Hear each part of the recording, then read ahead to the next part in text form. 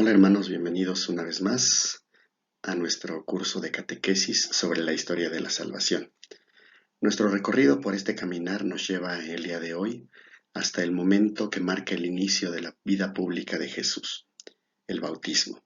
Un bautismo que recibe a manos de San Juan y que para nosotros tiene un significado muy importante, tanto en lo que respecta a los simbolismos que comporta para nuestra vida cristiana, como la realización en él del cumplimiento de muchas realidades que ya habían sido anunciadas en el Antiguo Testamento.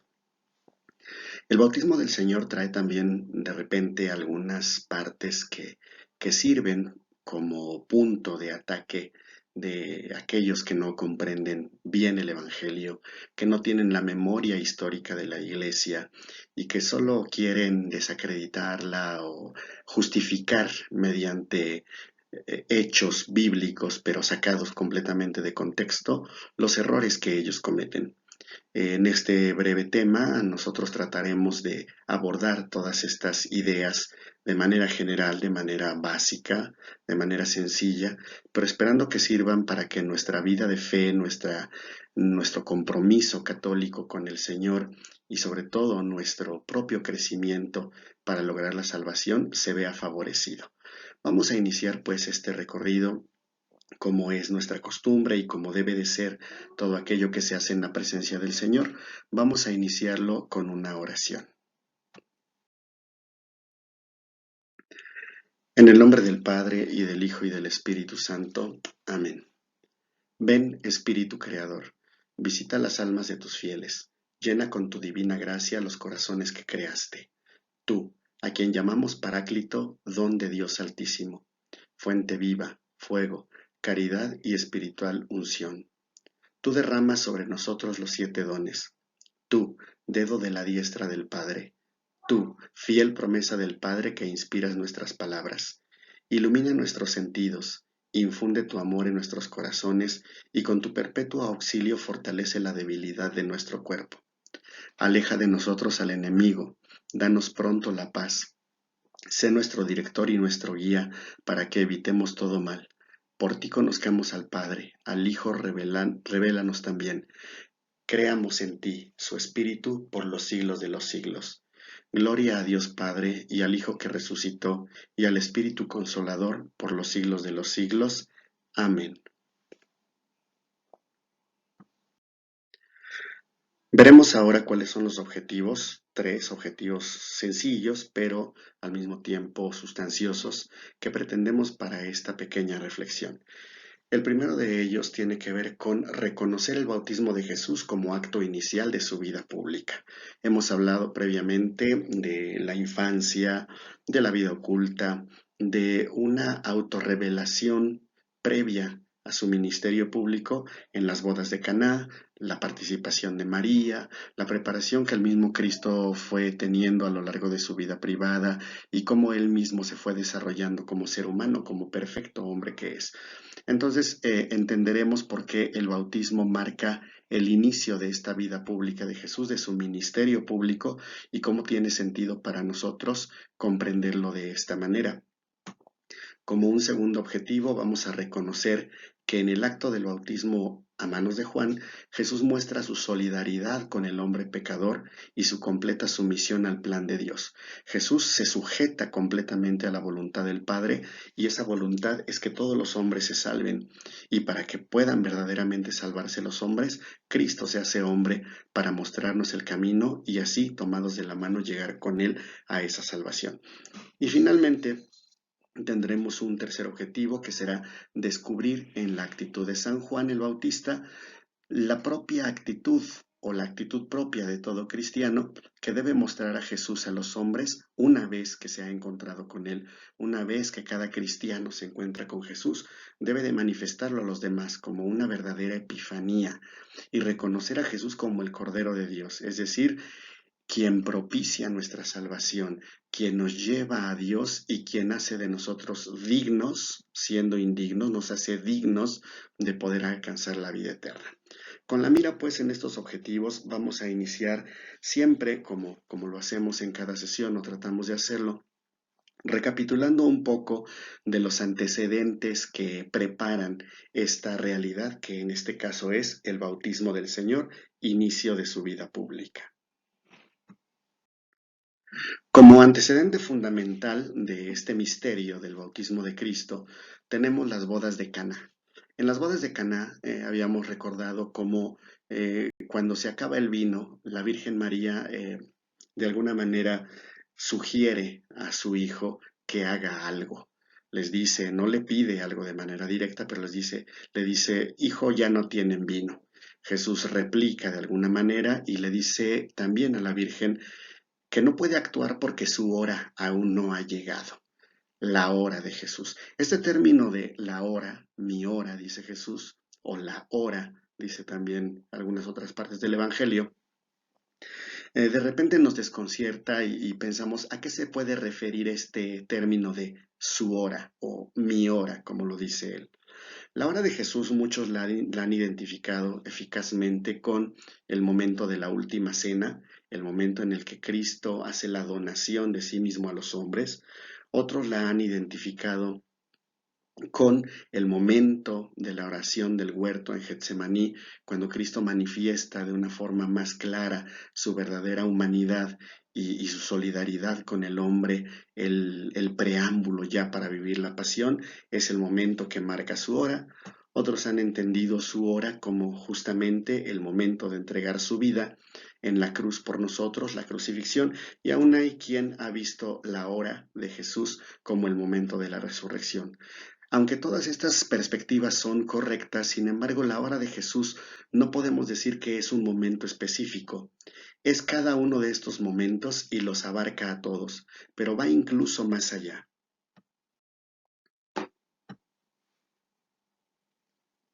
La hora de Jesús se debe entender como el tiempo fijado por el Padre para realizar el misterio de la salvación.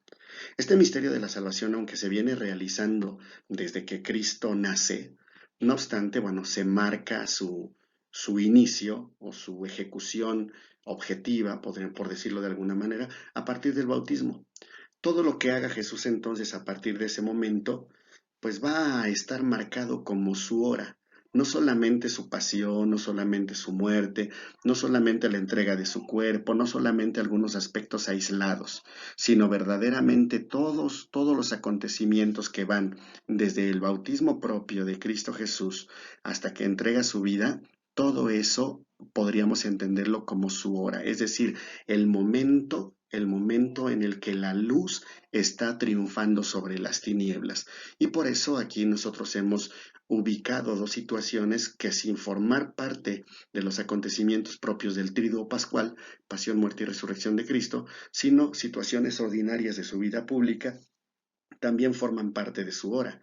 Y por eso en la siguiente imagen, diapositiva, vamos a poder establecer con un poco más de claridad cuáles son los actos que se relacionan con este obrar de Cristo y que dan sentido a su hora, habiendo quedado claro ya que la hora es el tiempo fijado por el Padre para realizar el misterio de la salvación. Iremos haciendo algunas precisiones para poder entender que el misterio de la salvación no se ejecuta en un instante específico, sino que el misterio de la salvación tiene como, digamos, como escenario toda la vida y el obrar de Cristo Jesús. Por eso es que nosotros afirmamos lo siguiente. El misterio de la salvación no se reduce solo a la pasión, muerte y resurrección de Cristo. O sea, el misterio de la salvación no es nada más Cristo vino a morir y ya, porque si no, ¿cuál sería el sentido de su vida?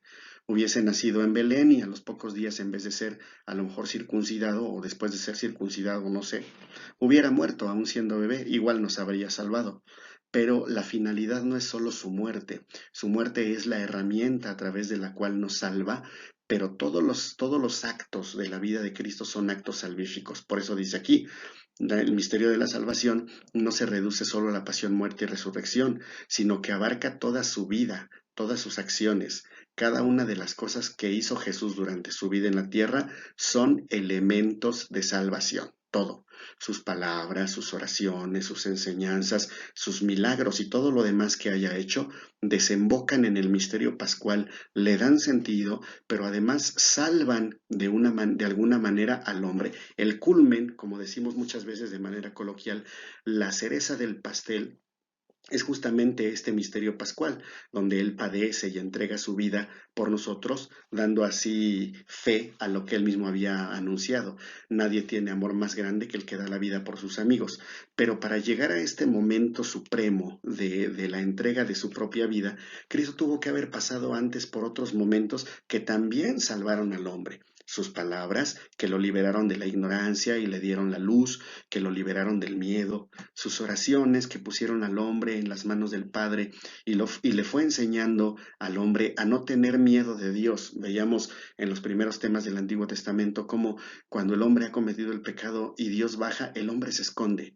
Cristo vino a sacarnos de ese escondite, a mostrarnos cómo es la verdadera oración, no una oración que se extiende por horas y horas tal vez, sí, y que puede hacerlo, pero siempre y cuando sea una oración eficaz, que salga de un corazón verdaderamente amante del Padre y que se dirija a Él como lo que es justamente, como un Padre, una oración confiada, una oración llena de fe, una oración llena de amor sobre todo, porque la salvación viene del amor y jamás podrá venir la salvación del temor.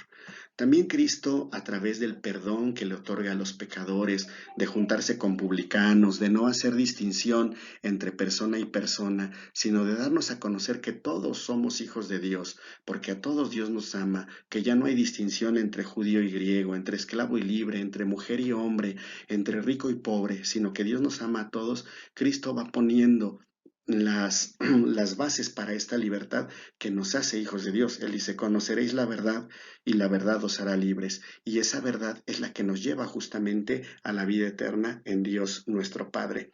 Y también el acto salvífico lo realiza Cristo Jesús al mostrarnos mediante sus milagros y cada una de sus obras el poder que tiene sobre toda la creación. De una manera especial, al expulsar demonios, Cristo nos demuestra que Él ha venido a destruir el reino de Satanás, que ya no podrá este ente seguir dominando al hombre, puesto que Cristo, nuestra salvación, ha llegado. Así pues, la obra de Jesús se extiende desde el momento mismo del bautismo hasta todos sus actos, porque con ellos Jesús realiza la obra salvadora. La finalidad de la salvación, pues, es rescatar al hombre de las garras del demonio y del pecado.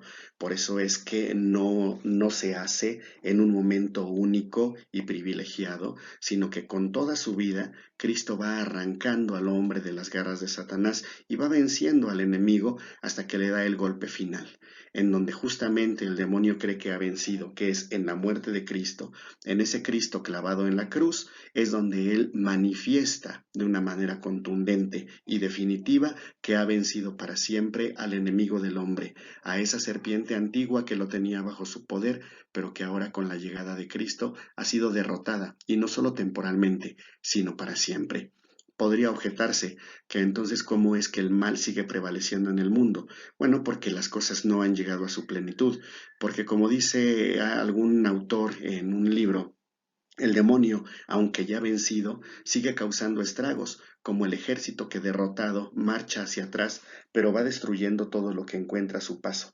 Así el demonio derrotado también sigue haciendo estragos en el hombre, en su huida, en su escapatoria, y sigue tratando de ganar para sí mismo a aquellos que no advierten el amor de Cristo y el mensaje de la salvación, o niegan completamente su voluntad a la voluntad del Padre. Por eso es importante que nosotros nos adhiramos completamente a las enseñanzas de Jesús y procuremos en nuestra vida, si no lo logramos de una manera definitiva con un solo acto, poco a poco irnos también liberando de las garras del demonio, porque aunque Cristo ya lo venció, Él requiere de nuestra cooperación para que en la vida personal de cada uno de nosotros este demonio sea eficazmente derrotado.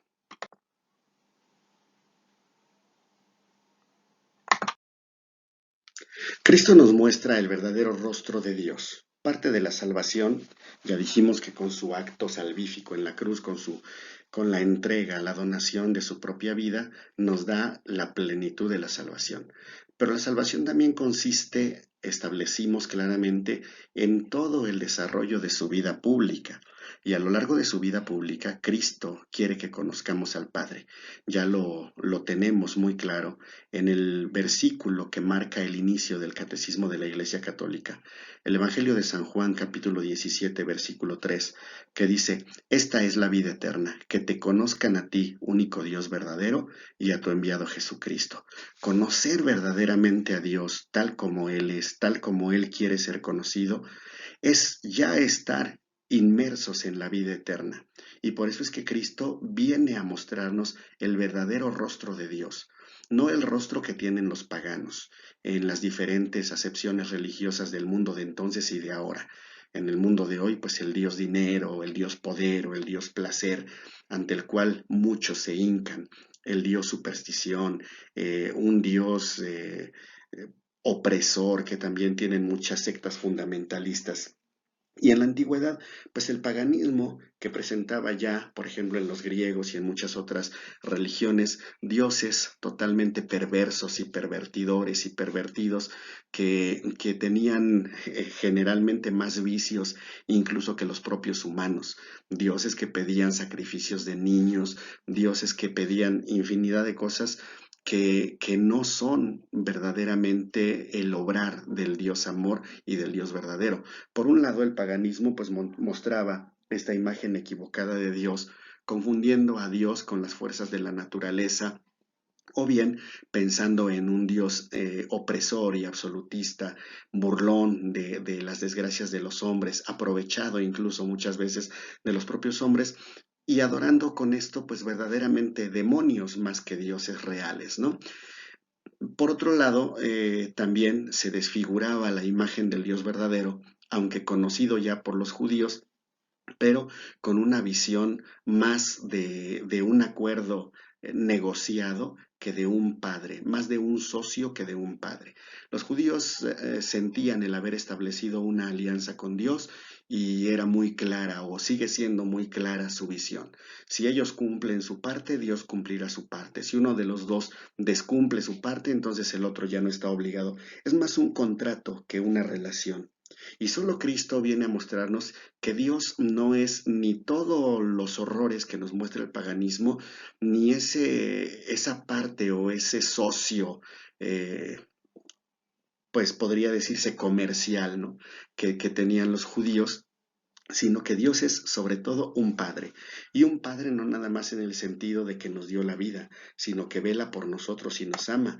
Y por eso es que Cristo nos enseña que Dios es amor, un padre amoroso que vela por nosotros, que no, como lo creían los judíos y muchos lo siguen creyendo, es solamente el Dios de los buenos, sino que sobre todo es el Dios de los pecadores, el que viene a llamar a aquel que se ha apartado del camino, el que rescata a la oveja perdida, el que, como dice el texto de la Biblia y aplicado a Cristo, no apaga la mecha que aún humea, sino que la enciende. Ese corazón que parece que está perdiendo la fe, Dios va y lo busca siempre en un acto que a veces pareciera que Dios está mendigando nuestro amor, cuando tendría que ser al revés.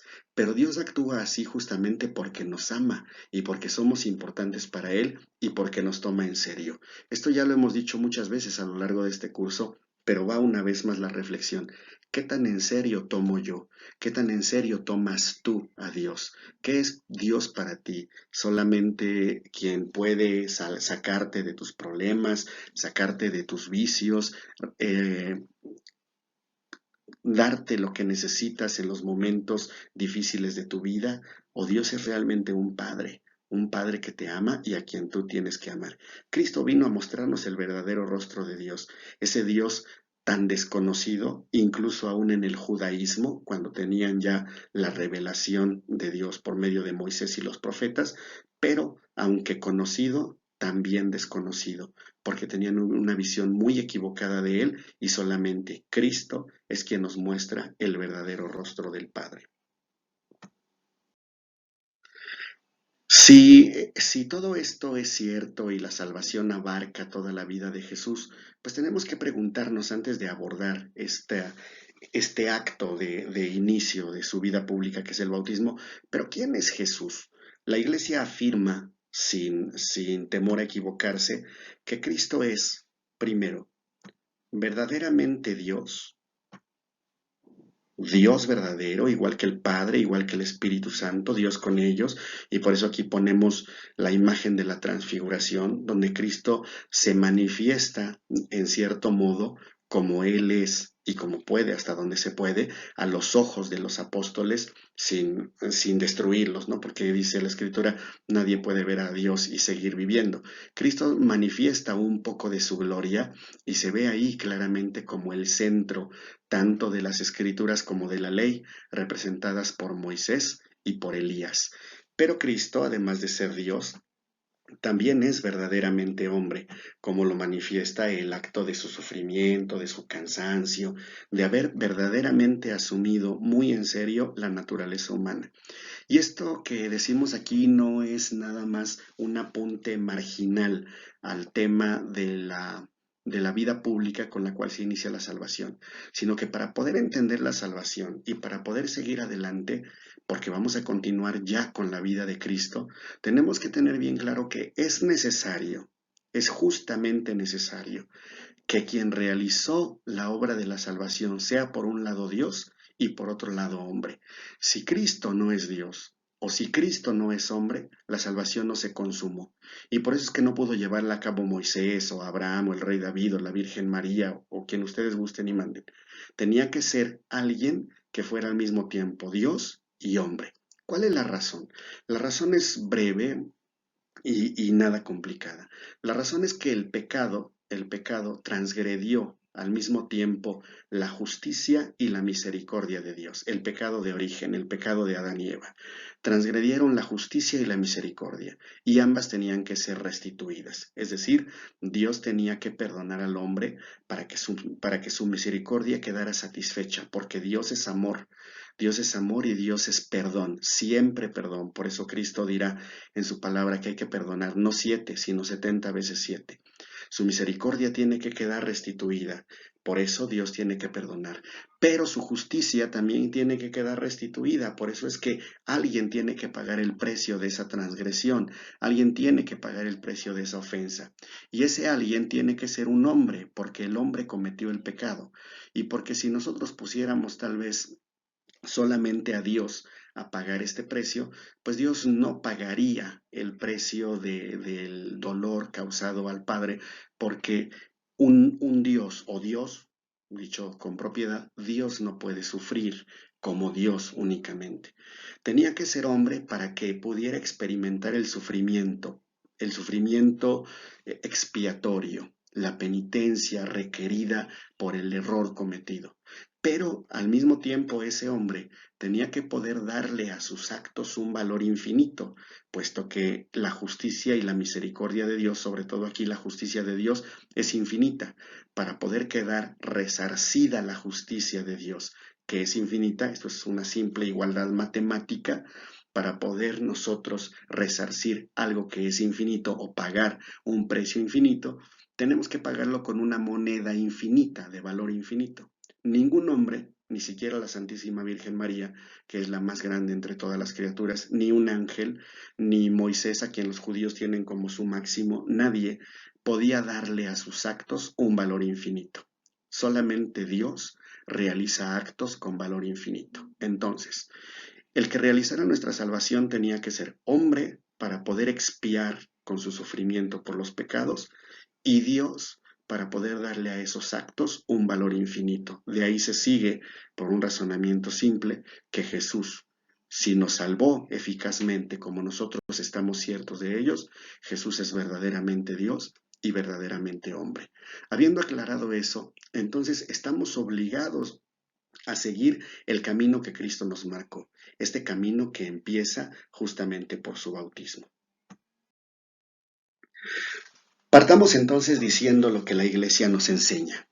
partir de esta afirmación que hemos hecho de Jesús verdadero Dios y verdadero hombre, este pequeño texto que podríamos decir es un pequeño credo que también todo católico debería memorizar, tomado del número 423 del Catecismo de la Iglesia Católica, cuando a ti te preguntan ¿quién es Jesús? Si tú eres católico, tu respuesta debería ser más o menos así: nosotros, y hablamos en plural porque en la iglesia la fe es común, no es la fe de una sola persona, aunque está muy de moda en las iglesias decir creo, acepto, renuncio, hablar de manera personal. El sentir de la iglesia también es de manera eclesial. Creemos. ¿Quiénes? Los que creemos. Cuando se dice, creen en Dios Padre Todopoderoso y decimos, sí creo, es correcto, pero también es correcto decir creemos.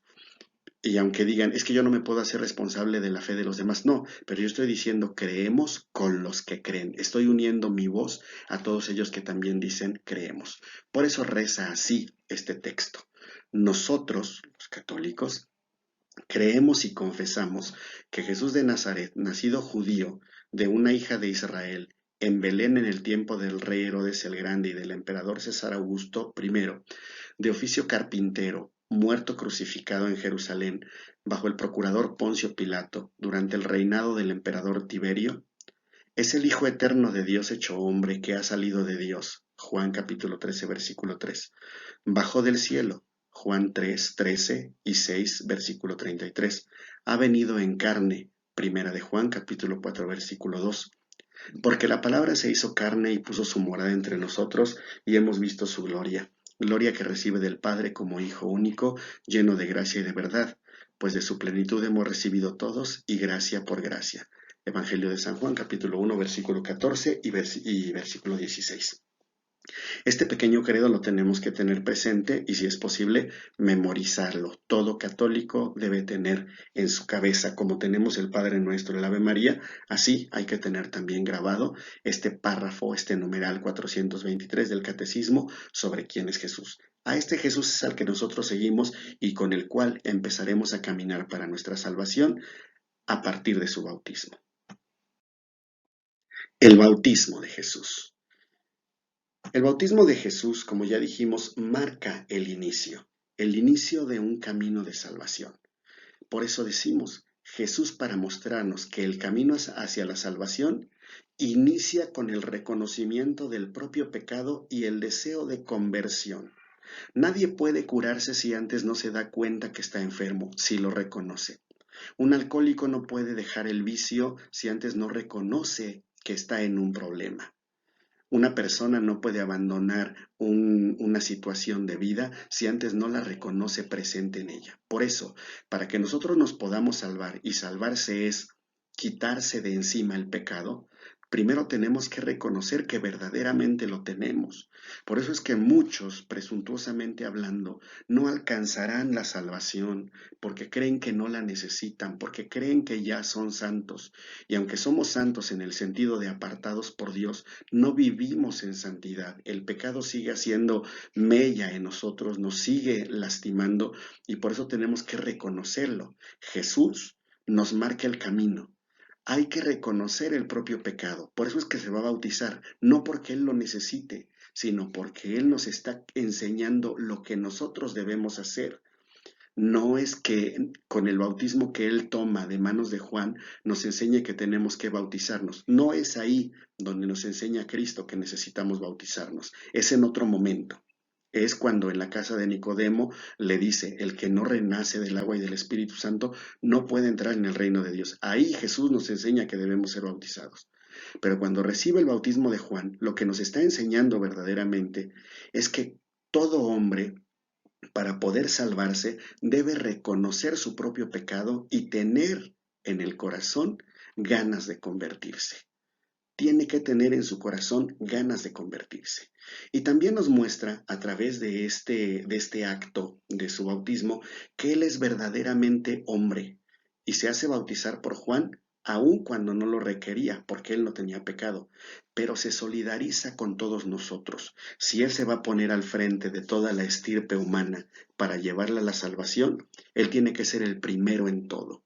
Y por eso Él, aun no teniendo pecado, reconoce que todo hombre necesita la conversión y por eso, como dice la Escritura, Él es contado entre los pecadores. Este texto de la Escritura, San Mateo lo aplica al momento de su muerte, cuando es crucificado entre dos ladrones. Ciertamente, ahí Jesús es contado entre los pecadores, pero Jesús también se cuenta entre los pecadores porque todos aquellos que iban a recibir el bautismo de Juan, ciertamente es porque se sabían necesitados del perdón de Dios y llenos de pecado. Jesús camina entre todos ellos, solidarizándose así con los hombres y tomando la causa de los hombres como causa propia. ¿Qué mejor maestro que el que se pone al frente de sus alumnos y les dice, pisen por donde yo voy pisando para que su camino sea seguro? Hagan lo que yo voy haciendo. Y a lo largo de todo este camino también resonarán en nuestros oídos las palabras de la Virgen María. Hagan lo que Él les diga. Si Cristo nos enseña con este acto a arrepentirnos de nuestros pecados, a tener un deseo de conversión y a buscar los medios para la salvación, ese es el camino que tenemos que recorrer. Vuelvo a repetir, no es en este acto donde Cristo nos enseña que tenemos que bautizarnos, puesto que el bautismo de Juan ni borraba los pecados ni daba la gracia, sino que el bautismo de Juan es un bautismo de arrepentimiento. Al bautizarse Jesús, lo que nos dice es arrepiéntanse, cambien de vida y síganme. Y nosotros tenemos que ir en pos de Él, que va al frente de nosotros, los pecadores.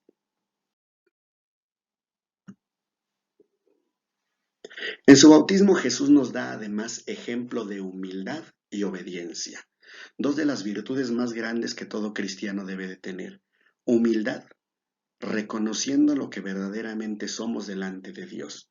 Ya habíamos citado en algún momento esas palabras maravillosas de San Francisco de Asís que nos dice que todo hombre tiene que tener dos luces muy claras en su vida. Él mismo, en su biografía, se cuenta que un día, contemplando la gloria de Dios en un arrebato que tuvo de la visión divina, uno de sus hermanos lo veía mientras él estaba en contemplación y veía cómo volteaba él hacia dos puntos y repetía continuamente unas frases más o menos así.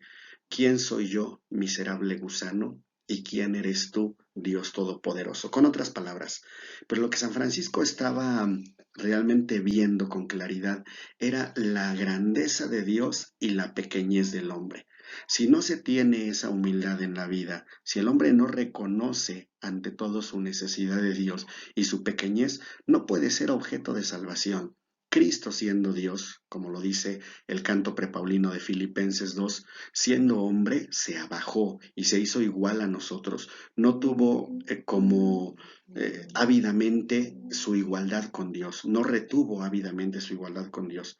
Y aquí se rebaja al punto de ser contado entre los pecadores. Él no tiene vergüenza de que lo confundan con los hombres, con un pecador, aunque él está completamente limpio. Él se solidariza de verdad y nos toma, vuelvo a repetirlo, muy en serio y nos dice, así como yo soy humilde, ustedes también deben ser humildes. Siempre deben de sentir en su corazón la necesidad de Dios. Que nadie crea que ya está salvado, que mientras más gracias te da Dios, mientras más dones recibes de Dios, mientras más caminas en el sendero de la santidad, más necesitado de Dios te sientas. Y por otro lado, la obediencia, ya que Él no vino a hacer su propia voluntad, sino la voluntad del Padre. Y así lo dice, mi alimento es hacer la voluntad del que me envió. Cristo podía, como Dios, haber tomado decisiones, digamos, diferentes a las que a lo mejor el Padre le había encomendado. Pero si hubiera obrado así, no sería Dios, sería el demonio, porque la voluntad del Padre y la del Hijo, por ser el mismo Dios, están en consonancia. Y por eso Cristo nos enseña que nuestro querer y nuestro obrar, si queremos participar de la vida divina, qué punto tan interesante, si queremos gozar de la vida divina, también tenemos que equiparar, tenemos que identificar nuestra voluntad con la del Padre y hacer todo lo que Él nos pide. El Padre le pide a Cristo que recorra un camino, quizá en el pensamiento de muchos de nosotros innecesario, pero en el plan de Dios completamente necesario. Y Cristo lo recorre a tal grado y con tal perfección que sus últimas palabras en la cruz es todo está cumplido. nada de lo que el Padre le encomendó ha quedado sin verificarse, porque Cristo nos enseña que la virtud más grande de todo cristiano es la obediencia. Citando otra vez al santo de Asís, retoma este elemento de la enseñanza de Cristo y le dice a sus hermanos franciscanos, les dice, si un día te encontraras en alta contemplación y tu superior te llama, debes de dejar la contemplación y atender a tu superior. Cuando hayas hecho lo que te solicite, regresarás a la contemplación, indicando así que por encima incluso de la contemplación divina, en los arrebatos terrenales, por encima de esos momentos está aún la obediencia a los superiores. ¿Y quién es más superior para nosotros que Dios? Pues nadie. Dios es nuestro gran superior y a Él debe estar supeditada nuestra voluntad, como lo estuvo la voluntad de Cristo, que nos lo enseña justamente al someterse a un bautismo que no requería y que no estaba a la altura de quien él era, y que sin embargo tomó humildemente, sin protagonismos, sin decir, bueno, pues a mí me vas a bautizar, pero un día delante de todos. No, Cristo se mete entre la bola, entre todos, y nadie lo ha identificado hasta que más adelante San Juan haga la declaración pertinente.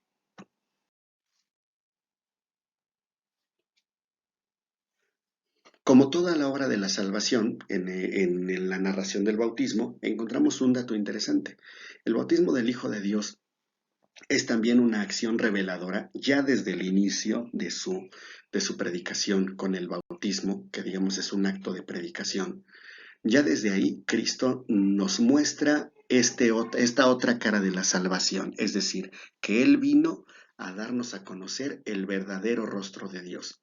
Ese Dios que la religión monoteísta de los judíos ya identificaban como uno solo, pero que desconocían la naturaleza trinitaria de su intimidad. Y por eso es que solamente nos la puede dar a conocer quien vive en la intimidad del Padre. Nadie ha visto al Padre sino aquel que ha salido de él, Cristo. Y por eso nos revela que Dios, aunque es uno, no es solitario, sino es una comunidad de tres personas divinas y distintas, el Padre, el Hijo y el Espíritu Santo. Esto es lo que Cristo nos enseña y con esto nos enseña también que toda obra de la redención es una obra trinitaria.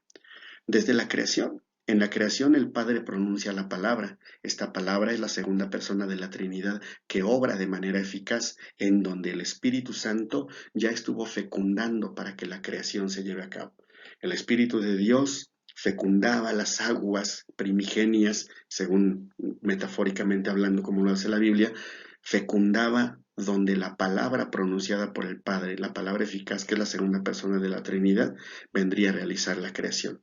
Cada acto de la historia de la salvación es un acto completamente trinitario. Volvimos a encontrar la Trinidad a la puerta de la tienda de Abraham, perdón, en la teofanía de Mambré, donde le anuncia que va a ser padre. Y ahí se va a continuar toda esta historia de la promesa de Dios. Y también aquí en el bautismo, Cristo es bautizado, asumiendo la naturaleza humana, pero el Espíritu Santo en forma de paloma desciende sobre él y el Padre pronuncia las palabras que ya conocemos. Este es mi Hijo muy amado, en quien tengo mis complacencias, escúchenlo. El bautismo de Cristo que marca su vida pública nos enseña también que Dios, trino y uno, estará presente. Si bien veremos a Cristo obrando, es el Padre y el Espíritu Santo quienes lo acompañan en todo momento y vuelvo a repetir, todo acto redentor es una obra trinitaria.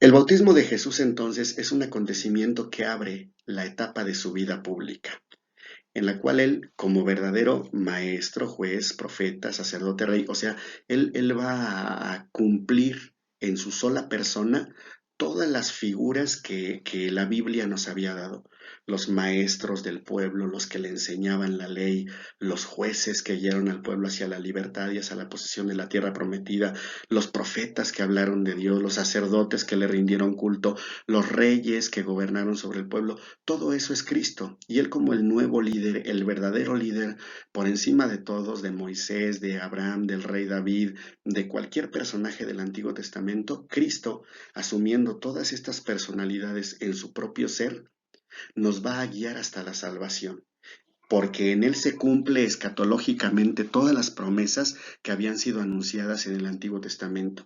Y es muy significativo que en el acontecimiento del bautismo, Cristo ingresa en el río, en las aguas, y a la entrada de Cristo, obviamente todos hemos tenido la experiencia de ingresar en un cuerpo de agua, pues el agua se abre para que nosotros podamos penetrar en ella. Y esto nos lleva automáticamente a recordar el acto de la salvación. El pueblo de Israel empezó su camino hacia la libertad y hacia la posesión de la tierra prometida cuando las aguas se abrieron. Cristo, que es nuestro nuevo maestro, juez, profeta, sacerdote, rey, nuestro guía, como lo fue Moisés, como lo fue Josué, como lo fue el rey David, como lo fueron todos esos hombres que lo prefiguraron, Cristo también abre las aguas para que nosotros empecemos a caminar por senda segura, por terreno seco hacia la salvación. En este acontecimiento del bautismo de Cristo se verifica escatológicamente, se cumple en plenitud lo que había prefigurado el paso de los judíos por el mar rojo que se había abierto para encaminarse hacia la tierra prometida. En el bautismo de Jesús, el nuevo pueblo de Dios, la iglesia, empieza también su caminar hacia la tierra prometida, pasando por esas aguas que ahora sí podrían prefigurar de alguna manera el bautismo cristiano. Todo hombre, todo católico, todo seguidor de Cristo, antes de empezar su vida de fe, se bautiza, abre esas mismas aguas y empieza a caminar por la senda de la salvación.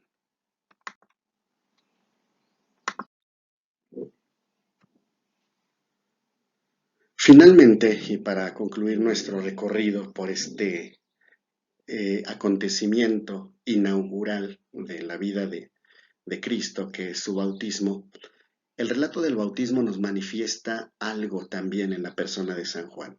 San Juan, que ha sido enviado a predicar la conversión, como dice la Biblia, a allanar las montañas, a rellenar los baches, para que Dios y el hombre caminen por terreno seguro.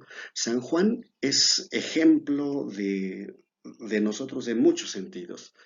Jesús dirá que no ha nacido alguno otro, no hay otro nacido de mujer más grande que él, ¿no? Aquí en la tierra. Y por eso San Juan se convierte en muchos aspectos en nuestro modelo. Y él, como uno de los primeros cristianos, ¿no? María también era cristiana ya desde que le es anunciado y desde antes, porque ya esperaba la llegada del Mesías. Bueno, pues San Juan, como uno de esos primeros cristianos, nos enseña cómo debemos de vivir la vida. Cuando San Juan ve que Cristo se va a bautizar, después de hacer algunos comentarios con él, señala a Cristo y le dice al pueblo, este es el Cordero de Dios. Este es el Cordero de Dios. Una vez que se ha encontrado con él y lo ha identificado, lo da a conocer a los hombres. Por eso es que nosotros, también como Él, que una vez que ha descubierto a Cristo por revelación del Padre, lo anuncia a los demás hermanos para que vayan en pos de Cristo, para que caminen siguiendo sus huellas. Si tú, hermano cristiano, si tú, hermano católico, has descubierto ya a Cristo, también tienes que enseñárselo a los demás, siguiendo el ejemplo de San Juan. Y cuando tú empiezas a tener una vida activa en la iglesia, cuando tú empiezas a reconocer a Cristo en la Eucaristía, cuando tú empiezas a identificar a Cristo en el sacerdote, en la celebración litúrgica, en el pueblo que se congrega, en la palabra que se proclama, tú tendrás que decirle a los demás, vengan, porque aquí está el Cordero de Dios. ¿Dónde está el Cordero de Dios? En la palabra proclamada, en el sacerdote celebrante, en el sacrificio realizado, en el sacramento que se consagra, en el pueblo que se reúne. Ahí está Jesús y eso es lo que tú tienes que anunciarle a todos los que aún no lo conocen. Siguiendo pues el ejemplo de San Juan el Bautista, que se convierte en uno de los primeros proclamadores de la presencia de Cristo, tú tienes que hacer lo mismo para que todo aquel que se acerque a ti pueda, al igual que tú, conocer también a Cristo Jesús. Sigue el ejemplo de San Juan, este gran profeta que es el culmen de todos los demás y que también da pie al nuevo profetismo de, digámoslo así, del Nuevo Testamento, donde ya no se anuncia al que va a venir, sino que ahora se identifica al que ya ha venido y se le señala entre los demás para que los que se den cuenta de esta presencia puedan eficazmente hacer un seguimiento de él y caminar siguiendo su ruta.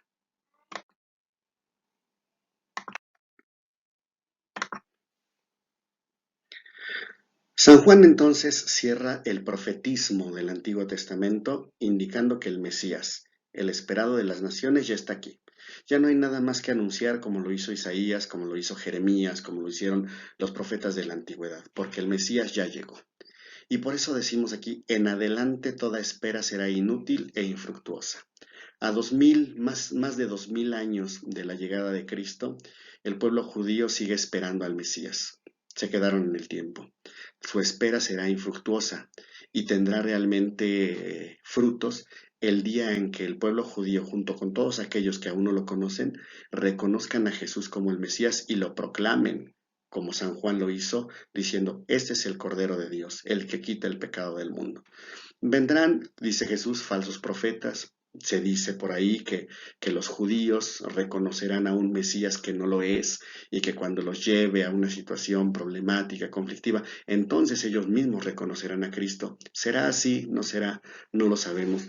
Pero lo que sí sabemos, porque es algo que ha sido anunciado desde antiguo y que la iglesia conoce, es que finalmente también el pueblo de Dios, los judíos que rechazaron a Cristo piedra angular, terminarán por reconocerlo y así seremos todos, paganos y judíos, los que venimos de la gentilidad y los descendientes por la carne y la sangre de Abraham, seremos un solo pueblo bajo la guía de este único pastor que San Juan nos anuncia, que nos enseña el camino a seguir y que es nuestro Señor Jesucristo. Para concluir con esta sesión y no perder de vista algunas cuestiones importantes, hagamos algunas aclaraciones pertinentes para que, como dice aquí en el cintillo, que no te engañen. Católico, que no te engañen. No te dejes engañar por aquellos que vienen con una careta de sábelo todo y de que te quieren abrir los ojos, porque tú debes de tener esto presente antes de que ellos lleguen. Primero, el bautismo otorgado por San Juan no es un sacramento y por tanto no confiere la gracia. Entonces, pues yo no tengo que seguir el modelo del bautismo de San Juan, sino el bautismo que Jesús enseñó, el que sí da la gracia. San Juan tiene un ritual de bautizo, como lo tenía no solamente él, sino muchas otras culturas en la antigüedad. El bautismo era una práctica común en muchas culturas como símbolo de pureza, como símbolo de conversión, como símbolo de arrepentimiento. San Juan utiliza también lo que está, digámoslo de alguna manera, de moda en su época y lo adecua para la fe de los judíos, pero de ninguna manera el bautismo otorgado por San Juan es un sacramento, un bautismo sacramental. No confiere la gracia y por eso no puede ser tomado como tal, como modelo del bautismo cristiano. ¿Se tomarán elementos de él? Sí, claro que sí, pero no es el bautismo de Juan el que nosotros vamos siguiendo. Él mismo, San Juan, manifestó que su bautismo era solo con agua, es decir, solo era un símbolo, solo tenía la materia, pero detrás suyo venía uno que bautizaría en el fuego y en el Espíritu Santo, la realidad sacramental, el fuego que nos purifica, que verdaderamente borra los pecados, y el Espíritu Santo que nos hace renacer a una nueva vida.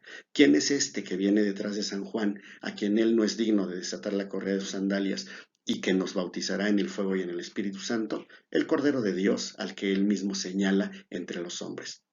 Jesús se bautizó en el bautismo de Juan y nosotros los cristianos nos bautizamos en el bautismo de Cristo. Nosotros ya no nos bautizamos en el bautismo de Juan, el que solamente era un símbolo. Nos bautizamos en el bautismo de agua y de Espíritu Santo, de fuego y de Espíritu Santo. Por tanto, no estamos obligados a seguir el rito del bautismo de Juan. Es decir, no estamos obligados a la inmersión, no estamos obligados a la agua viva, no estamos obligados a bautizarnos a los 30 años, sino más bien los criterios de nuestro bautismo son los criterios del bautismo que Jesús instituyó y que es el que verdaderamente da la gracia. Y así lo entendió la primera comunidad cristiana. Para quien ignora todas estas cosas, hoy que tenemos la fortuna de poder indagar de una manera ágil en Internet, pues pueden buscar un documento que se llama la Didache o la Didache Apostolorum, la enseñanza de los apóstoles, que es un documento considerado de los más antiguos, de los llamados padres de la Iglesia, y que pertenece más o menos al siglo I, pertenece al siglo I, se trata de ubicar en la región de Siria, Palestina. Y en este se habla de la vida de una primera comunidad cristiana y en este texto se da testimonio de que en la antigüedad las primeras comunidades no obligaban al bautismo por inmersión, ¿ah? Ni obligaban con un tipo de ritual tal como fue el bautismo de San Juan Bautista. Si tienes agua viva, bien, pero si no tienes agua viva, pronuncia las palabras derramando 3 veces agua sobre la cabeza del que ha de bautizarse. Ahí de tarea se quedará, pues que busquen este documento y es un documento muy corto, muy pequeño, de muy pocas páginas y ahí encontrarán en lo referente al bautismo cómo ya desde la antigüedad, desde el primer siglo, gente cercana a la época de Cristo no seguía a pie juntillas una forma de bautizar como lo hizo San Juan. ¿Por qué hoy nuestros hermanos separados pretenden engañarnos diciendo que si el bautismo no es en una pileta o en una alberca o si no es por inmersión no tiene validez? Los invito también a que se echen un clavado, ya que estamos hablando de agua, que se echen un clavado en este documento para que podamos conocer un poco más allá de lo que nuestros ojos pueden darnos. Los niños no solo pueden, sino que deben ser bautizados para alcanzar la salvación, puesto que la Biblia nos enseña que nadie puede declararse limpio de pecado. Y puesto que el bautismo que Jesús trajo es para limpiarnos del pecado, pues hay que limpiar a los niños y a los grandes y a los hombres y a las mujeres y a los ricos y a los pobres, porque todos necesitamos de esta salvación. El bautismo entonces debe darse a todos, grandes y pequeños. La Biblia, aunque no lo menciona de manera explícita, pero a menudo menciona que se bautizó él y toda su familia. Y en una familia, ordinariamente y sobre todo en aquellos tiempos, habría niños. Entonces, el bautismo es una práctica de la iglesia que se generalizó, bueno, cuando ya el pueblo cristiano creció. Al principio fue dirigido a los gentiles, a los pueblos paganos, y por tanto pues, se bautizaban solamente los adultos. Pero conforme se fueron conformando familias de nacimiento ya cristianas, pues se empezó a bautizar también a los pequeños, viendo la necesidad y la salud que nos da este sacramento. Comparándolo un poquito ahora con una vacuna, sería como decirle a una persona, no, pues no vacunes a tus hijos hasta que estén grandes y decidan si se quieren poner o no la dosis, ¿no? Se lleva a vacunar a los niños porque en el amor que se tiene como padre se les quiere prevenir de cualquier enfermedad. ¿Y qué enfermedad hay más grande que el pecado? ¿Qué enfermedad hay más grave? ¿Qué muerte hay más cruel que la muerte eterna? Entonces que no vengan a engatusarte y a decirte que no hay que bautizar a los niños, porque ¿dónde dice la Biblia? Porque la Biblia no dice que usen aspiradoras y las usan. La Biblia no dice que lleves corbata y paraguas a predicar y lo hacen. La Biblia no dice muchas cosas y lo hacen como un criterio de su propia congregación. La Biblia sí dice que se bautizaba a los niños, aunque no lo diga de una manera explícita, pero todo aquel que se precie de tener cierta inteligencia podrá entresacar de los renglones de la Escritura verdades que hoy la Iglesia sigue viviendo. Y finalmente, el bautismo se recibe solo una vez en la vida. Y para que sea válido debe realizarse con la intención de consumar en él lo que Jesús quiso enseñarnos y en la forma como él lo dejó prescrito. Entonces, para que el bautismo sea válido, la Iglesia tiene ciertos criterios como el uso de agua limpia, agua pura, no puede ser la mezcla de agua con otro líquido o agua de otro tipo.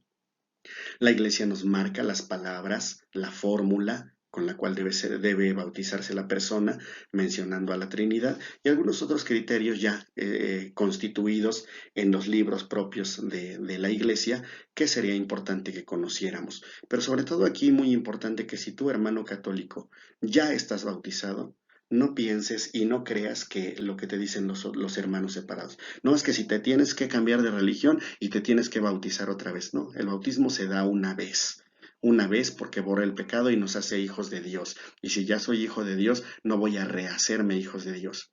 Se nace una sola vez en lo carnal, se nace una sola vez en lo espiritual. Esperamos pues que con estas consideraciones tu fe se fortalezca y que si esto te despertó alguna inquietud, alguna duda, hay algo que todavía no te quede claro, te tomes muy en serio la tarea de investigar y profundizar sobre tu fe, porque la Iglesia, y bueno, más bien el Espíritu Santo, a través de la Iglesia, tendrá todas las respuestas para ti. Conoce un poco de la vida de los santos. Aquí se me vino a la mente San Agustín, que después de haber, un hombre muy inteligente, que después de haber andado con muchas dudas en su mente y en su corazón, de haber andado con la secta de los maniqueos, de haber sido un joven liberal, encontró en la Iglesia Católica, gracias a la predicación de un obispo, todas las respuestas, el camino a seguir para poder llegar a la fe.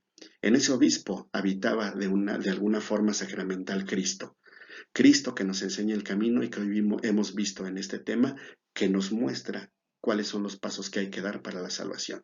Que este tema, pues, de el bautismo de Jesús marque para ti y para muchos de nosotros el inicio de nuestro camino hacia nuestra verdadera vida, que es la vida en la gloria del Padre.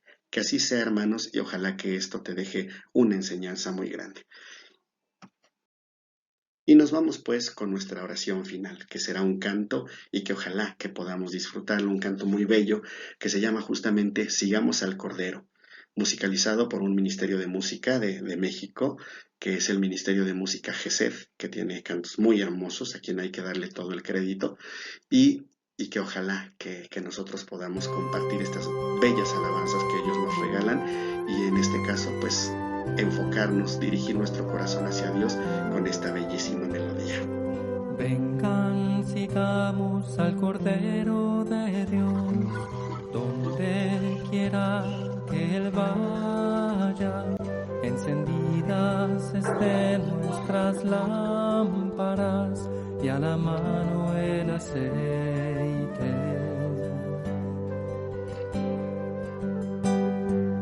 En mi íntimo jardín guardado para Él, mi fruto encontrará,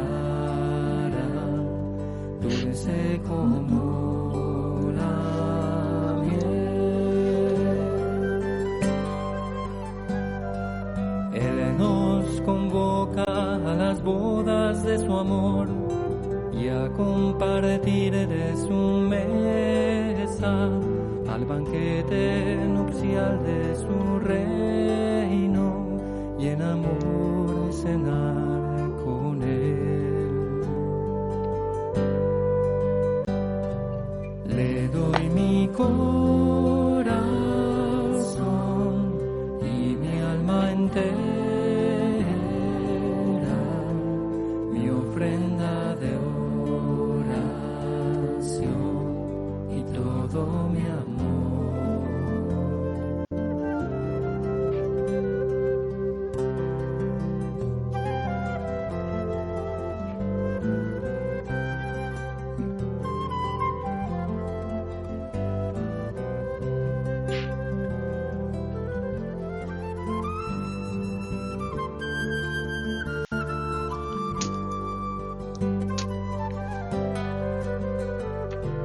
Vengan, sigamos al Cordero de Dios, donde quiera que Él vaya.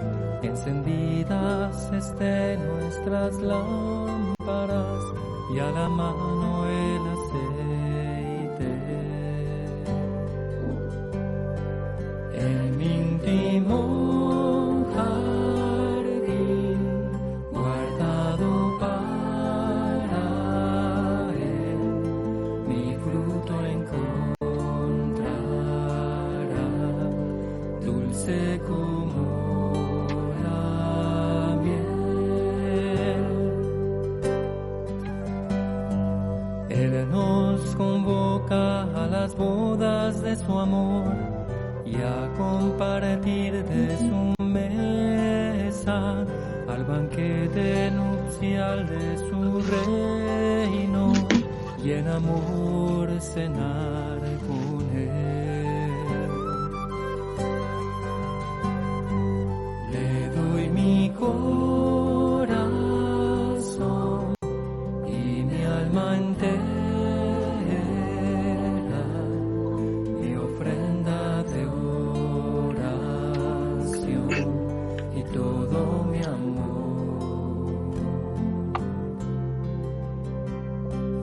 En mi íntimo jardín guardado para él, mi fruto encontrará, dulce como la miel. Le doy mi corazón y mi alma entera, mi ofrenda de oración y todo mi amor, todo mi amor.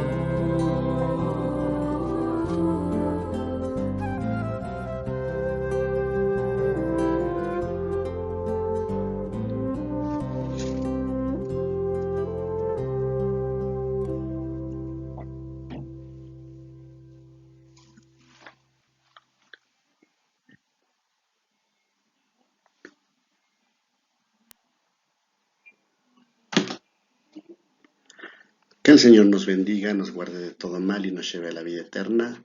Amén. Ojalá que te haya servido este tema y que nos ayudes a compartirlo para que cada vez más gente goce de la presencia de Dios. Hasta la próxima.